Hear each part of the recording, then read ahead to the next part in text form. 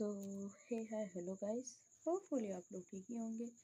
तो चलिए हम अपनी स्टोरी बेहद स्काई को स्टार्ट करते हैं। यहाँ हमने लास्ट पार्ट में सुना था कि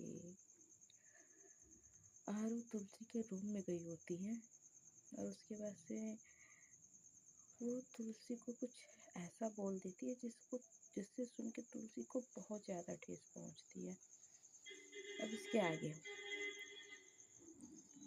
एक नई सुबह जिस हवेली में हर सुबह चहल पहल थी, आज वह एकदम शांति थी, मानो कोई मातम मना रहा हो। आरू की जीप आकर हवेली के सामने रुकती है और वो अपनी जीप से उतरती है। उसे देखकर साफ पता चल रहा था कि वो पूरी रात नहीं सोई है। आरू जीप से उतर के जैसे ही हवेली के अंदर जाती है, उसे सामने से एक डॉक्टर आती नजर आती है।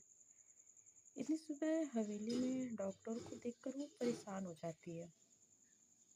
उसके दिमाग में पहला ख्याल बड़की अम्मा का आ रहा था और अंदर ही अंदर उसके मन में एक डर था कि कहीं बड़की अम्मा को कुछ हो नहीं गया हो। तरह तरह के ख्याल उसके दिमाग में आए जा रहे थे, जिन पर ज़्यादा सोचते ना हुए वो डॉक्टर से रोक के पूछती है, इतनी सुबह सुबह आप यहाँ क्यों आई हो? सब ठीक है ना? डॉक्टर बोलती है, मुझे बड़की अम्मा ने फ़ोन किया था।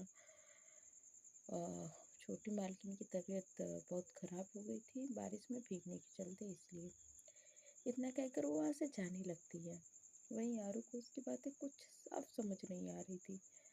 वो किसके बारे में कह रही है? वो अपने मन के डाउट को क्लियर करते हुए कहती है, कौन छोटी मालकिन? आरू ने सवाल तो पूछ लिया था, लेकिन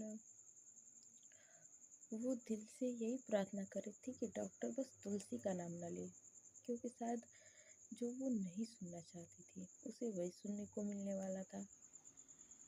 डॉक्टर आरू को देखकर अपने शांत आवाज में कहती है, तुलसी, उनकी तबीयत बहुत खराब है। मैंने बड़की अम्मा को कहा था कि उन्हें अस्पताल में भर्ती करवा दे। कल पूरी रात बारिश में भीगने के चलते उनकी तबीयत काफ़ी बिगड़ गई थी। उन्होंने इस वक्त बहुत देखभाल और प्यार की ज़रूरत है। कोशिश कीजिएगा कि वो इस वक्त खुश रहें, वरना उनकी तबीयत बिगड़ने के चांसेस ज़्यादा हैं, क्योंकि पहले भी उन्होंने अपनी जान लेने की कोशिश की है। उम्मीद है कि इस बार आप उनके मामले में लापरवाही नहीं करेंगी, वरना हो सकता है आप उन्हें हमेशा के लिए खो दें, क्योंकि इतनी कम उम्र में इतना सारा ड्रामा एक साथ वो नहीं झेल सकती। इतना कहकर वो वहाँ से चली जाती है। वहीं आरू भूत बनी अपनी जगह पे खड़ी रह जाती है। उससे इस वक्त सांस नहीं लिया जा रहा था। हमेशा सख्त रहने वाली आरू या छोटी सी चुहिया को खोने के डर से वो सहम गई थी। तुलसी से दूर जाने के ख्याल से ही उसकी रूह कांप गई थी। उसका दिल चाह रहा था कि वो भागकर जाए और झट से तुलसी को अपने गले लगा ले, लेकिन इस वक्त वो पूरी तरह से मजबूत थी, इतना मजबूत कि चाहकर भी वो अपनी चूहिया पे अपना प्यार नहीं लुटा सकती थी। इस वक्त वो खुद को बहुत ज़्यादा असहाय महसूस कर रही थी, लेकिन वो खुद को तुलसी से मिलने से रोक नहीं पाती है और अपने कदम सीढ़ियों की तरफ बढ़ा देती है। सीढ़ियाँ चलते हुए अपने रूम की तरफ बढ़ती है और रूम के अंदर कदम रखने ही वाली होती है कि तभी उसकी नज़र बेड पे सोई तुलसी पे जाती है। तुलसी का चेहरा मुरझा के सफ़ेद पड़ चुका था। उसे देख ऐसा लग रहा था मानो वो कई दिनों से बीमार हो। ये वो तुलसी नहीं लग रही थी जो कि आरू की थी, जो हरदम खिलखिलाती रहती थी।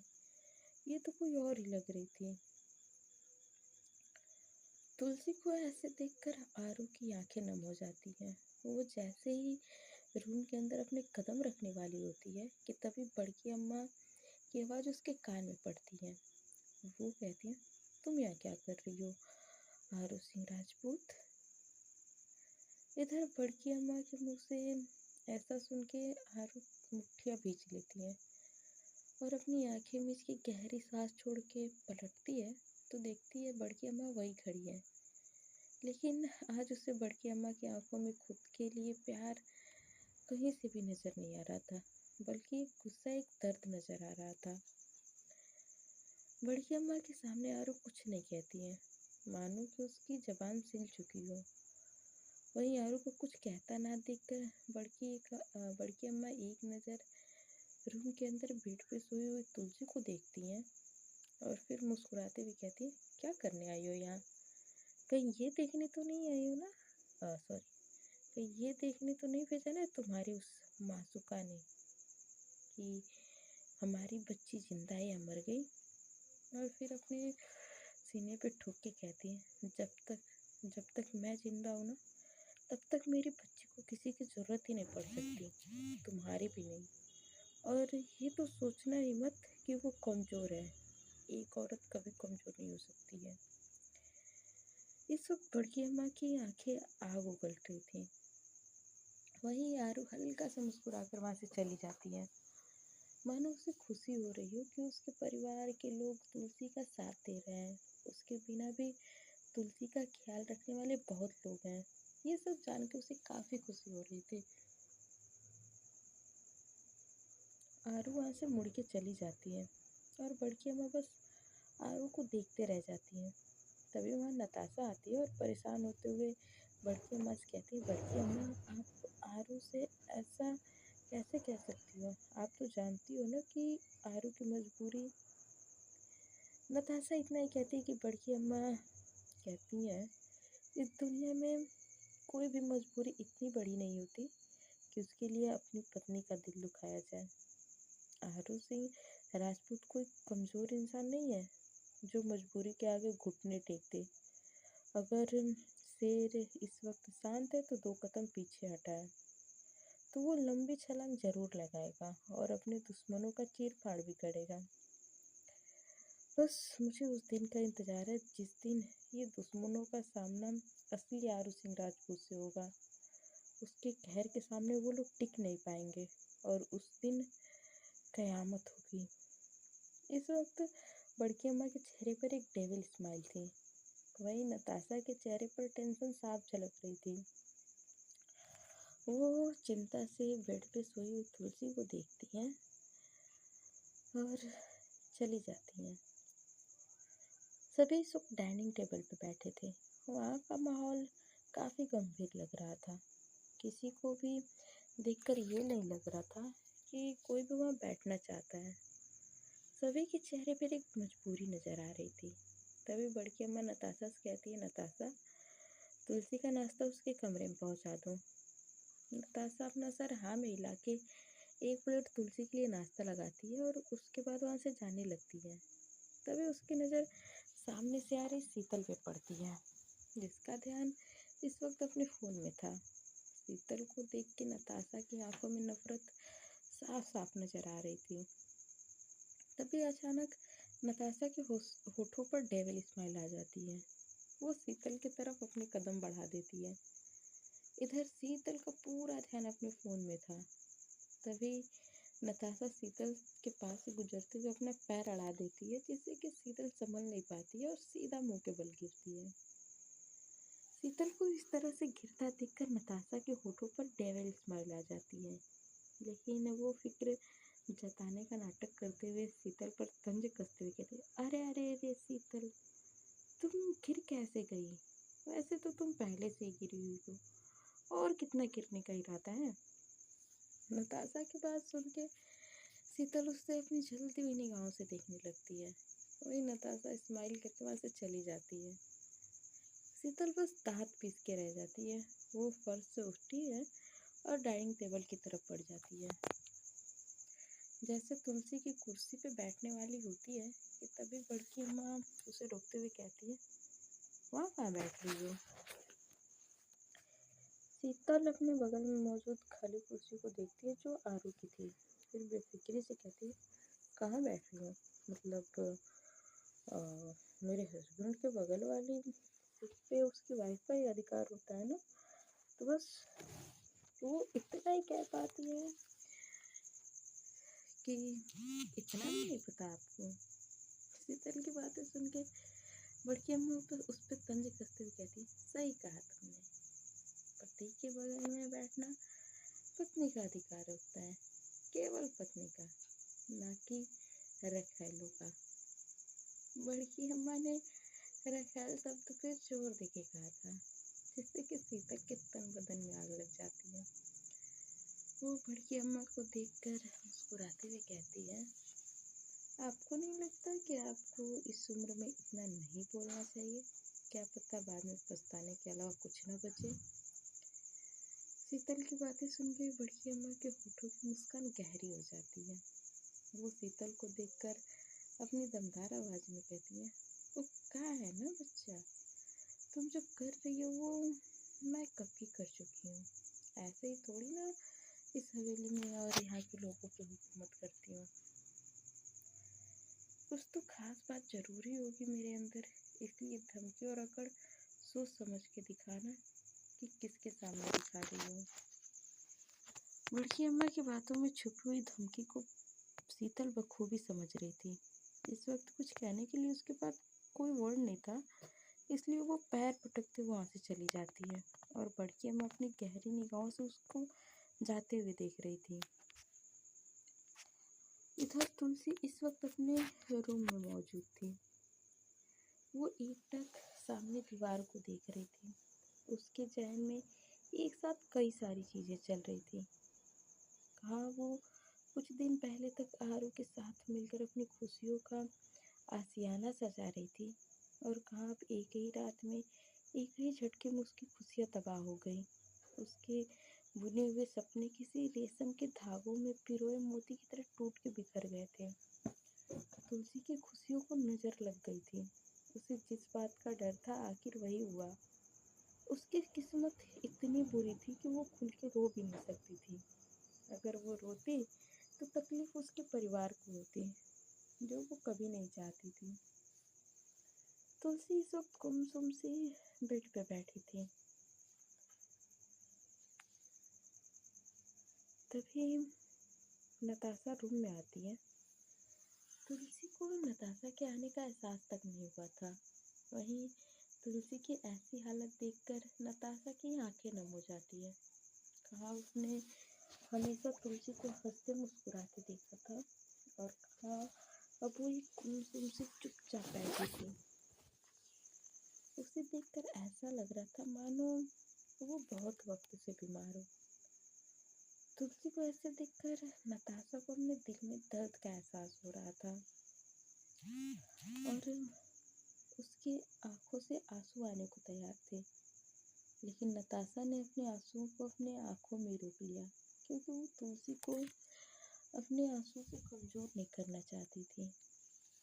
नताशा मुस्कुराते हुए तुलसी की तरफ कदम बढ़ाते हुए कहती है, अरे तुलसी, देखो मैं तुम्हारे लिए क्या लाई हूँ, गर्मा गर्म नाश्ता। मौजूद पप्पू से भी आरू की हालत देखी नहीं जा रही थी। वो फिक्र जताते हुए कहते हैं, बॉस, आप भाभी को सच क्यों नहीं बता देती हो? ऐसा तो आप दोनों ही तड़पते रहोगे। पप्पू की बातें सुनकर तुलसी दर्द में भी मुस्कुरा देती है और सिगरेट को नीचे फेंक के कहती है, अभी सही वक्त नहीं आया है। जब तक सही वक्त नहीं आ जाता किसी को कुछ भी पता नहीं चलना चाहिए। इस वक्त आरू के चेहरे पर दर्द पप्पू साफ साफ देख रहा था। इधर नताशा इस वक्त हॉल में बैठी थी। तभी उसका ध्यान सीढ़ियों से उतर रही तुलसी पे जाता है। तुलसी ने हमेशा की तरह ही साड़ी पहन रखा था, और इस वक्त उसके हाथ में एक पर्स भी था। नताशा तुलसी के पास जाके कहती है, तुलसी, तुम कहीं बाहर जा रही हो क्या? तुलसी हल्का सा मुस्कुरा कहती है, वो भाभी, मैं नाना से मिलने जा रही हूँ। काफ़ी वक्त हो गया उनसे मिली नहीं, तो सोचा आज मिल लेती हूँ। नताशा प्यार से तुलसी के सर पे हाथ फेर के कहती है, ये तो बहुत अच्छी बात है। मैं तो कहती हूँ कुछ दिन तुम वहीं रह जाओ, तुम्हारा मन बहल जाएगा। नताशा और तुलसी आपस में बात ही कर रही थी तभी वहाँ शीतल आती है और तुलसी से ऑर्डर देने वाले शब्दों में कहती है, तुलसी मेरे सिर में ना बहुत तेज दर्द हो रहा है, तो गरम गरम अदरक वाली चाय मेरे कमरे में भिजवा देना। इतना कहकर वो जैसे वहाँ से जाने वाली होती है कि तभी नताशा हल्का सा गुस्से में कहती है, तुलसी तुम्हारी कोई नौकरानी नहीं है, चाय पीने की इतनी तलब लगी है तो खुद बना के पी लो। नताशा की बात सुन के शीतल अकड़ से कहती है, अगर नौकरानी नहीं है तो इस घर की सदस्य भी नहीं है। शीतल की बात सुन के नताशा जैसे ही कुछ कहने के लिए मुंह खोलती है कि तभी तुलसी उसका हाथ पकड़ के उसे रोक के शीतल को देखकर शांत आवाज में कहती है, अब कौन सी दुनिया में जी रही हो चीची? इस परिवार का सदस्य थी और हूँ और हमेशा रहूंगी। इस परिवार से मेरा नाता तो मरने के बाद भी नहीं टूट सकता है। इधर शीतल मुस्कुरा कहती है, मेरी छोड़ो, तुम कौन सी दुनिया में हो? परिवार से रिश्ता तब जुड़ता है जब एक इंसान जुड़ने वाला होता है, और यहाँ तो आरू ने खुद तुमसे रिश्ता जोड़ दिया और मुझसे शादी कर ली। ना तो उसने और ना ही उसके परिवार से और तुम्हारा कोई रिश्ता है। शीतल ये सब बड़ी अकड़ से कह रही थी। वहीं उसकी बात सुन के तुलसी के होठों पर भी बड़ी सी मुस्कान आ जाती है। वो मुस्कुराते हुए शांत आवाज में कहती है, कौन सा रिश्ता और किस रिश्ते की बात कर रही हो आप? मेरा और उनका रिश्ता तो स्वयं महादेव ने जोड़ा था, वो भी भरे समाज के सामने। सबके सामने उन्होंने मेरी मांग में सिंदूर भरा था, गले में मंगलसूत्र पहनाया था, जो इतनी आसानी से नहीं टूट रहा, चाहे कितनी भी कोशिश क्यों ना कर लो।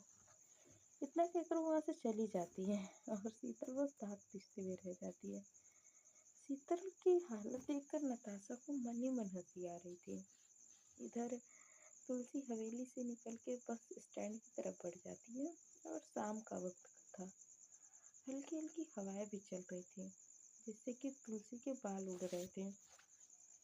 चलते चलते वो स्टैंड तक पहुंच जाती है। इस वक्त बस स्टैंड खाली था। तभी वहाँ पे कुछ गुंडे मवाली टाइप दिखने वाले लड़के आ जाते हैं। वो लोग एक साइड में खड़े हो जाते हैं और तुलसी को ऊपर से नीचे हुए देखते हुए सीटी बजाते हुए कहते हैं, "आ, यार क्या ही सड़क छाप शायरी बोलो, छोड़ो।" सीटी बजाने लगते हैं। इतना कहकर वो हंसते हैं।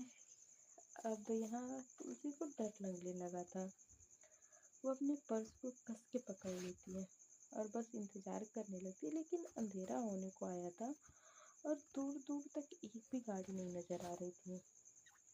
ऊपर से रास्ता भी काफी सुनसान था।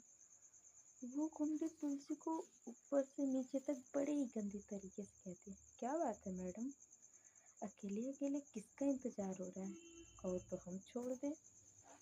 इतना कहकर वो लोग फिर बड़े ही गंदे तरीके से हंसने लगते हैं। वहीं तुलसी का चेहरा रोने जैसा हो गया था। उसे मन ही मन में घबराहट हो रही थी कि तभी एक जीप आके वहां रुकती है।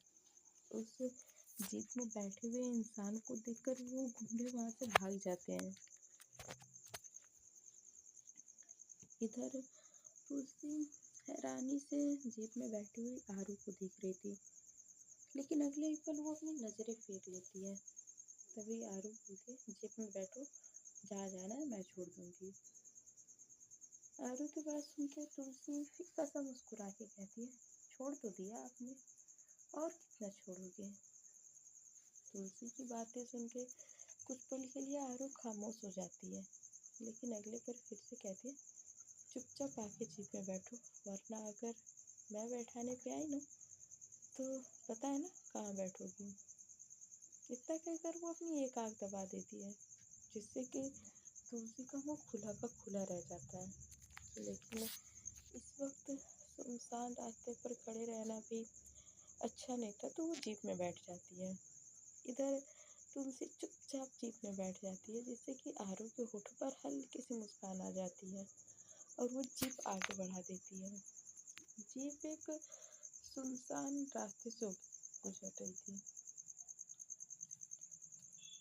इधर आरू बार बार तुलसी को देख रही थी। वही तुलसी एक नज़र भी आरू को देखने की जहमत नहीं उठाती है। वो तो बस एक टक खाली सड़कों को देख रही थी। इधर आरू सॉन्ग लगा देती है और ये सॉन्ग तुलसी से बर्दाश्त नहीं हो रहा था। वो झट से गाना बंद करके कहती है, बंद करिए इसे। इस वक्त तुलसी की आंखों में आंसू थे। वही उसके आंसू देखकर आरू को तकलीफ हो रही थी, लेकिन इस आंसू की वजह तो वो खुद ही थी। उसके दिल में एक टीस सी उठ रही थी। उसकी जीभ कुछ ही दूर जाके अचानक से बंद हो जाती है। सो गाइस, आज के पार्ट में बस इतना ही। मिलते हैं नेक्स्ट पार्ट में और जानते हैं कि आने वाले पार्ट में क्या होता है। यार, स्टोरी के चक्कर में मुझे इतने मच्छरों ने खा लिया कि पूछो मत। चलिए मिलते हैं नेक्स्ट पार्ट में और जानते हैं कि आने वाले पार्ट में क्या होता है। तब तक के लिए bye bye, tata and take care. और मेरी आवाज़ अगर स्लो जा रही है तो सॉरी, मेरी मजबूरी है स्लो बोल कर ही।